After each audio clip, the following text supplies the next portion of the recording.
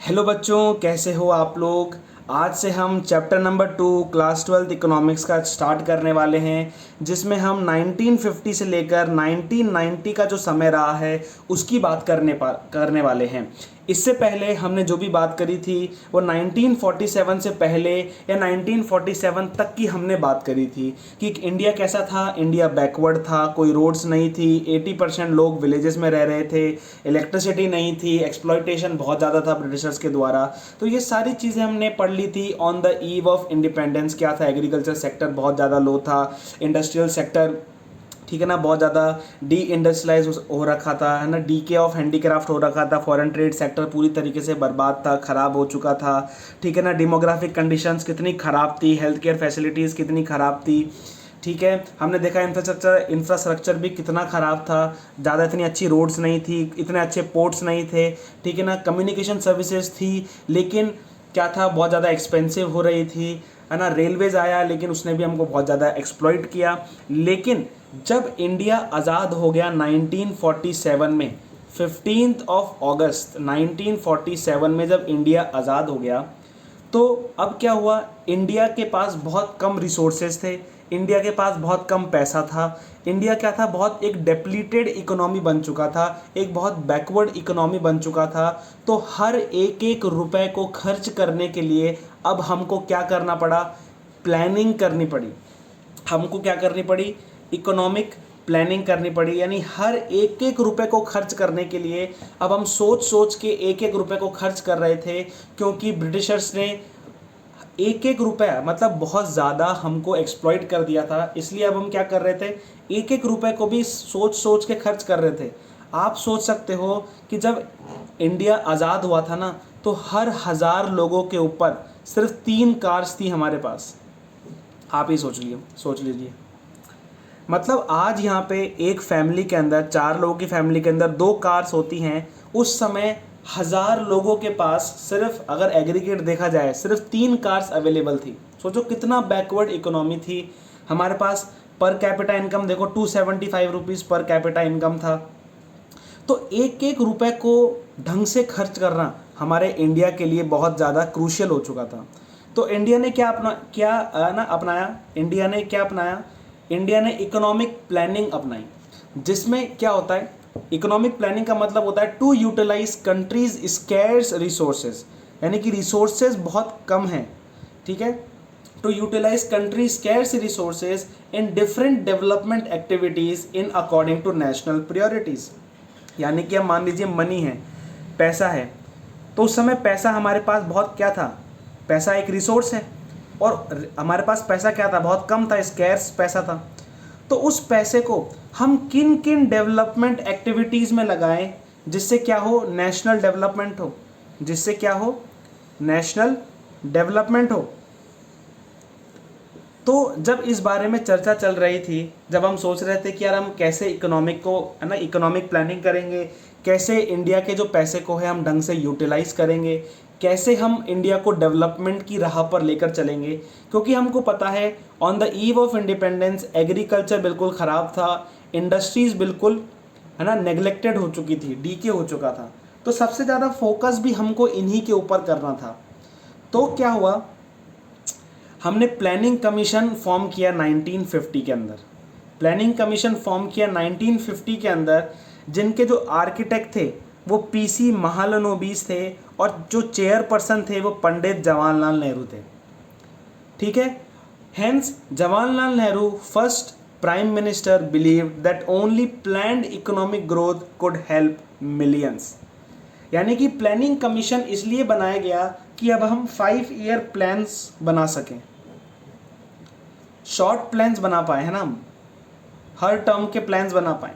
हमको पता 1951 में सबसे पहला इलेक्शन हुआ था, और सबसे पहला प्लान भी 1951 से लेकर 1956 तक चला था, ठीक है। तो पंडित जवाहरलाल नेहरू जी ने क्या सोचा कि अब हम क्या करते हैं, 5 ईयर के प्लान्स करते हैं और एक प्लानिंग कमीशन सेट कर देते हैं जो इसको ओवरसी करेगा, जिसमें हम क्या करेंगे, इकोनॉमिक प्लानिंग करेंगे।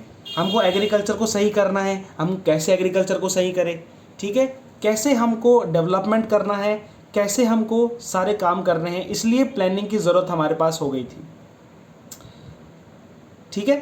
अब हमको प्लानिंग की ज़रूरत क्यों थी? अब आप सोचो वाई प्लानिंग, वाई, तो जो मैंने आपको अभी तक बताया ना, उस इसलिए हमको प्लानिंग करने की ज़रूरत पड़ी। देखो बैकवर्ड इकोनॉमी थी, कोई रोड्स नहीं थे, इलेक्ट्रिसिटी नहीं थी, ब्रिटिशर्स का राज था, एक्सप्लॉयटेशन था, एग्रीकल्चर इंडस्ट्री कितनी ख़राब थी, तो इसलिए तो हमको इसलिए तो हमको प्लानिंग करनी पड़ी। ठीक है, जीडीपी कितनी कम थी, पर कैपिटा इनकम भी देखो 275 रुपीज़ थी। ठीक है, तो क्या हुआ, इसलिए इंडिया ने अडॉप्ट किया 5 year plans to focus on key areas like agriculture and industrial development. ठीक है, जिससे हम एग्रीकल्चर और इंडस्ट्रियल डेवलपमेंट में फोकस कर सकें और उनको इन्हेंस कर सके, इम्प्रूव कर सकें। ठीक है, इसलिए इंडिया ने प्लानिंग कमीशन को सेट किया और इकोनॉमिक प्लानिंग को लेकर आया। ठीक है, मैंने आपको बता दिया फर्स्ट 5 ईयर प्लान 1951 से स्टार्ट हुआ। फर्स्ट 5 ईयर प्लान 1951 से स्टार्ट हुआ और लास्ट में, अब हम 5 ईयर प्लान नहीं करते, लास्ट 2012 में जनवरी में क्या हुआ, प्लान 5 ईयर प्लान एंड हो गए। ठीक है, अब हम 5 ईयर प्लान्स नहीं बनाते, लेकिन अब हम नीति आयोग इस्टेब्लिश हुआ है ना, 2015 में आई थिंक जनवरी में नीति आयोग इस्टेब्लिश हुआ, जिसमें अब क्या होता है, अब हम उसके थ्रू आगे की पॉलिसीज़ बनाते हैं, जिसको थिंक टैंक ऑफ इंडिया भी कहा जाता है।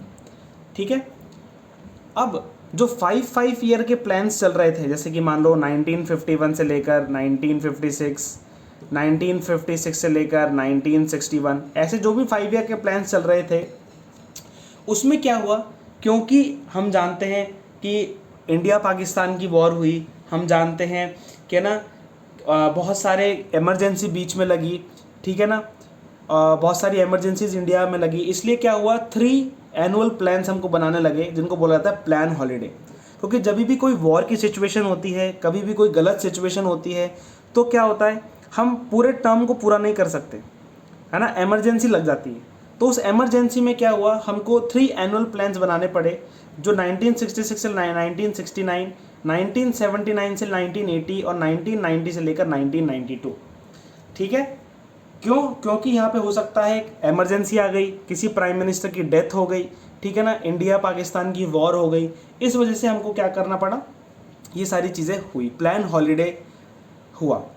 ठीक है, so there was very less investment, also there was very less investment in any sector, so now government need to invest in these sectors to boost productivity.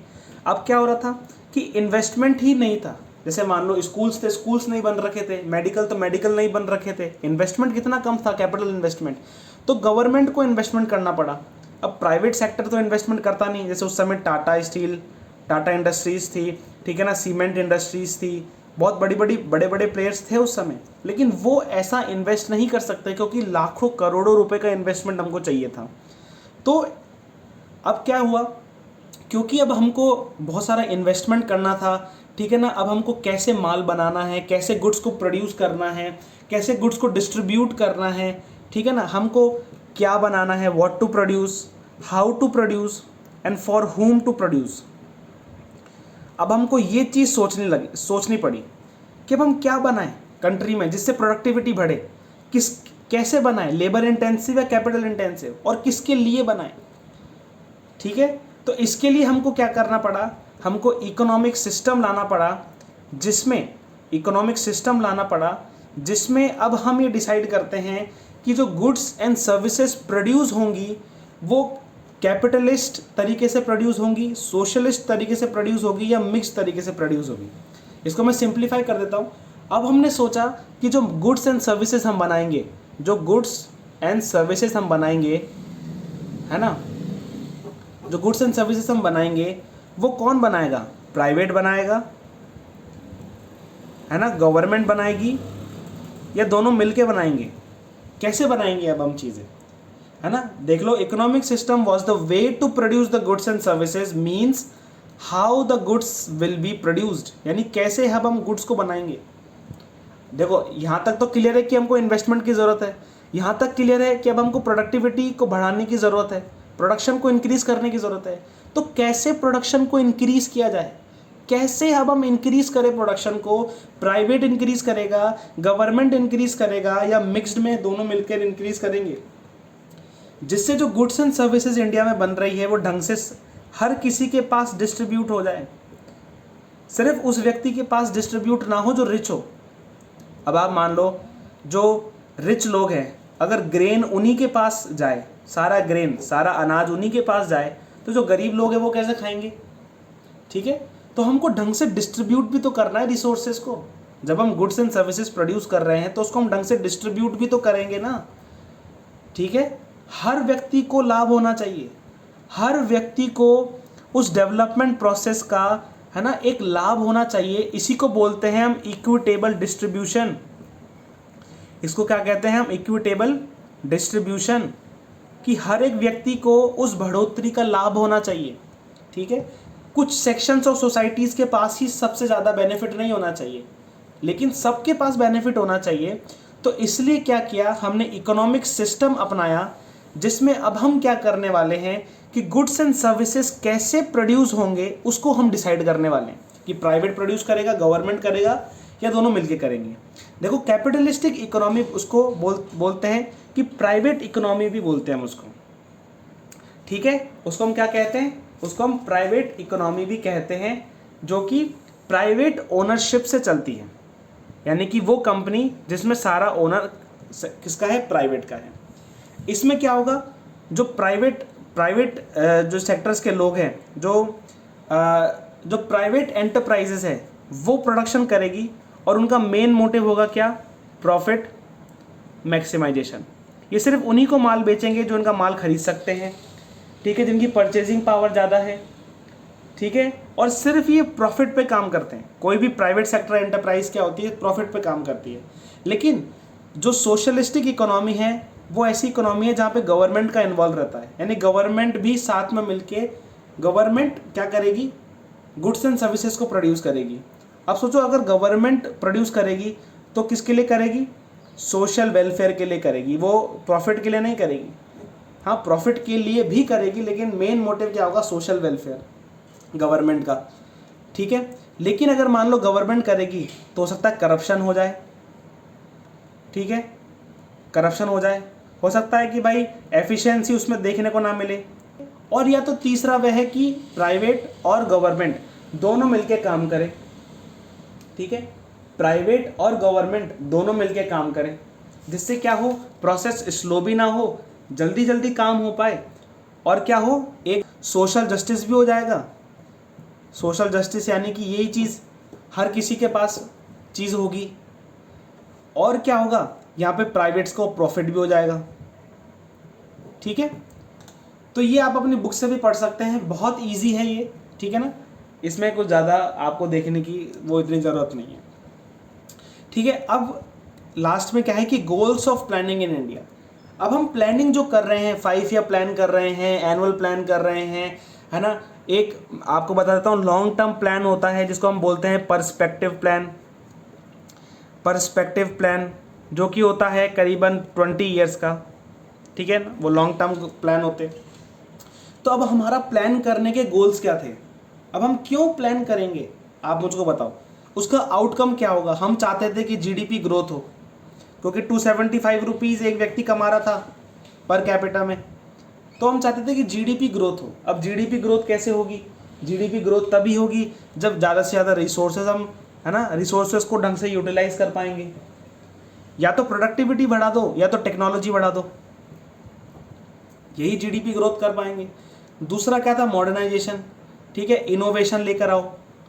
क्या लेकर आओ? Innovation लेकर आओ, टेक्नोलॉजी लेकर आओ। ठीक है ना, ये हमारा मेन मोटिव रह गया था, गोल्स था कि हम एग्रीकल्चर में मॉडर्नाइजेशन लेकर आएंगे, इंडस्ट्रीज में मॉडर्नाइजेशन लेकर आएंगे। ठीक है, हम सेल्फ रिलायंस होना चाहते हैं और सेल्फ सफिशिएंसी होना चाहते हैं, यानी हम फाइनेंशियल रिसोर्सेज में, यानी पैसों के मामले में हम सेल्फ रिलायंट होना चाहते हैं, यानी हम किसी बाहर से बोरो ना करें। और सेल्फ सफिशिएंसी मतलब कि फूड ग्रेन्स, है ना, फूड रिसोर्सेज के बारे में हम सेल्फ सफिशिएंट होना चाहिए, यानी कि हमको दूसरे से बोरो नहीं करना है, खाने का अनाज बोरो नहीं करना है दूसरे से, और ना ही पैसा बोरो करना है किसी दूसरे से। ठीक है। तो हम self reliance and self sufficiency की राह पर चल रहे थे, ठीक है। हमको पता है कि जब एक बार वॉर हुई थी यूएसए के साथ, इंडिया की नहीं, मतलब पाकिस्तान की, इंडिया एंड पाकिस्तान की जो वॉर थी, उसमें यूएसए ने इंडिया को क्या धमकी दी थी कि मैं आपका ग्रेन रोक दूंगा, अनाज रोक दूंगा। तो इसलिए इंडिया को वो वॉर ख़त्म करनी पड़ी। तो हम चाहते थे कि हम सेल्फ सफिशिएंट हो, हमको किसी दूसरे को के ऊपर हाथ फैलाने की ज़रूरत नहीं हो अनाज के लिए, ठीक है। तो जीडीपी ग्रोथ हम चाहते थे, मॉडर्नाइजेशन हम चाहते थे, self reliance and self sufficiency हम चाहते थे। और चौथा था इक्विटेबल डिस्ट्रीब्यूशन, यानी कि जो गुड्स एंड सर्विसेज इंडिया में बन रही है, गुड्स एंड सर्विसेज इंडिया में बन रही है, वो हर सेक्शन ऑफ सोसाइटी के पास जाए, हर सेक्शन ऑफ सोसाइटी के पास जाए, जिससे क्या हो, कोई भेदभाव ना हो कि रिच के पास सबसे ज़्यादा आइटम है और पुअर के पास कुछ भी नहीं है। रिच आराम से ग्रेन खरीद सकता है लेकिन पुअर कोई ग्रेन नहीं खरीद सकता, ठीक है। तो ऊंच नीच ना हो, कोई डिस्क्रिमिनेशन नहीं हो, इसलिए क्या हो, इक्विटेबल डिस्ट्रीब्यूशन, इक्विटेबल डिस्ट्रीब्यूशन हो। किस चीज़ का, जो भी चीज़ इंडिया में बन रही है उसका, कि जो ग्रोथ है वो हर सेक्शन ऑफ सोसाइटीज़ के पास जाए, ठीक है, किसी कुछ ही सेक्शंस के पास ना रह जाए, ठीक है। तो ये हमारा गोल्स थे, यानी कि GDP growth, modernisation, self reliance and self sufficiency, equitable distribution. Economic system देख लो, 3 सिस्टम इकोनॉमिक के हैं। देखो एनुअल प्लान्स ये रहे, एनुअल प्लान हॉलीडे, आप इनको देख लीजिए, ठीक है। इकोनॉमिक प्लानिंग क्या होती है मैंने आपको बता दिया है, ठीक है। प्लानिंग कमीशन का फॉर्म हुआ था 1950 में। आर्किटेक्ट कौन थे, पीसी महालनोबिस, एंड चेयरपर्सन कौन थे, पंडित नेहरू, पंडित जवाहरलाल नेहरू, ठीक है। क्यों हमको प्लानिंग की ज़रूरत पड़ी, मैंने आपको पूरा ये समझा दिया है, आप देख लीजिए, इसलिए हमको प्लानिंग की ज़रूरत पड़ी।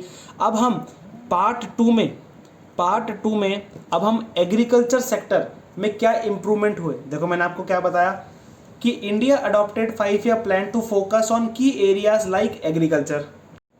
इंडिया ने कौन से एरियाज पे फोकस करना चालू किया, एग्रीकल्चर पे और इंडस्ट्री पे। तो इसलिए अब हम पार्ट 2 में एग्रीकल्चर सेक्टर में क्या इम्प्रूवमेंट हुए वो पढ़ने वाले हैं, इंडस्ट्रियल सेक्टर में क्या क्या इम्प्रूवमेंट हुए और क्या इम्प्रूवमेंट इंडिया ने किए हम वो पढ़ने वाले हैं।